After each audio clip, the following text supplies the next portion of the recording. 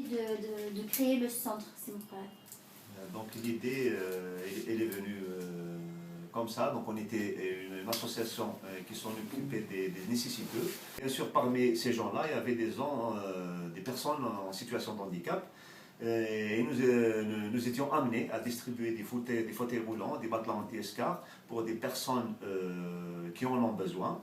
Et en arrivant chez elles, on était surpris de trouver des personnes qui n'avaient aucun niveau d'études, qui ne pouvaient même pas signer la décharge de ce fauteuil roulant, qui était bien sûr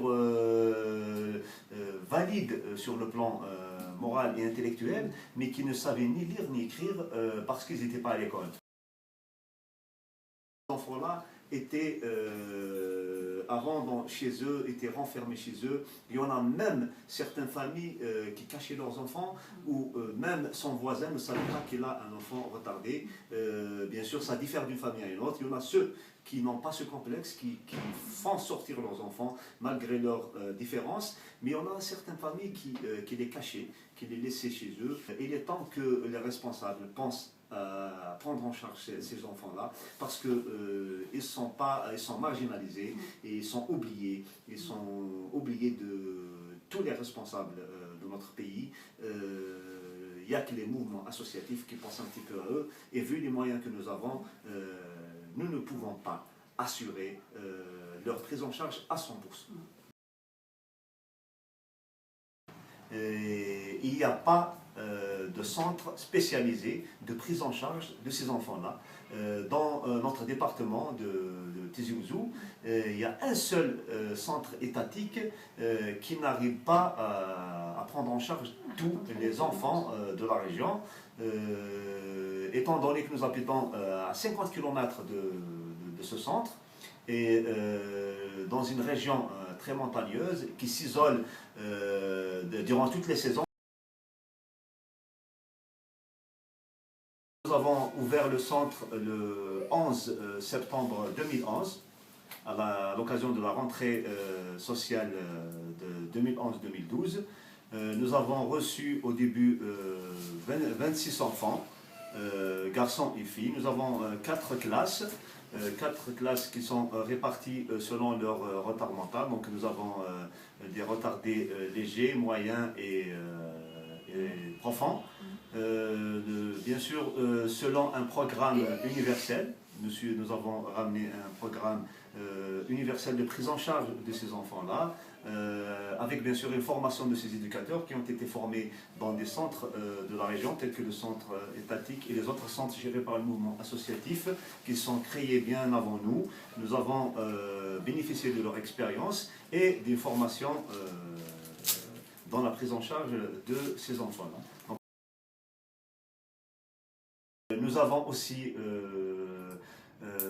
ouvert une liste pour les psychologues, les orthophonistes, c'est pour des gens qui peuvent travailler avec nous et bien sûr travailler dans le bénévolat, puisque nous sommes une association. Nous n'avons pas les moyens de rémunérer ces gens-là, donc nous leur avons expliqué que vous allez venir et travailler.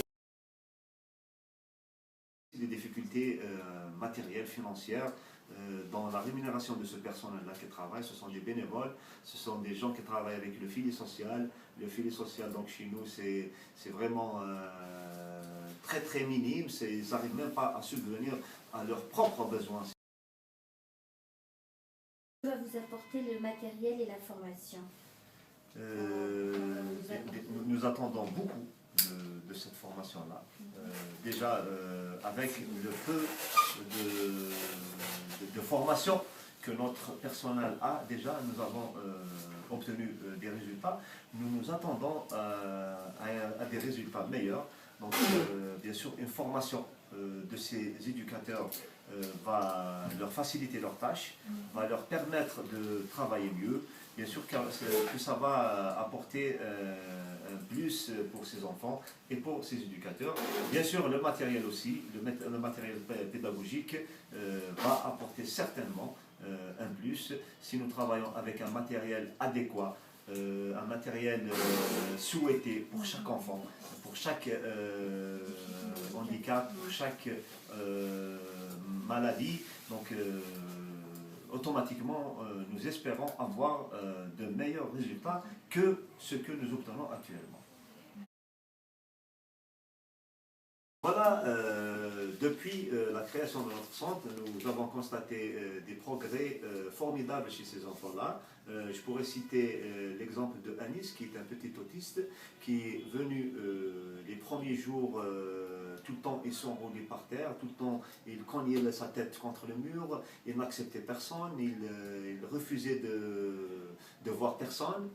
Et que nous avons constaté chez lui actuellement, c'est quelqu'un qui commence à prononcer, il a commencé à prononcer des mots, maintenant il commence à faire des phrases, il commence à demander, donc il n'a pas commencé, ça y est, il demande ses besoins, et qu'il les faisait, il n'était pas propre, il n'était pas autonome, il devient autonome, il demande lui-même d'aller aux toilettes, donc il commence à faire des phrases, et ça c'est un progrès important qui a fait beaucoup plaisir, qui a fait un très grand plaisir à ses parents.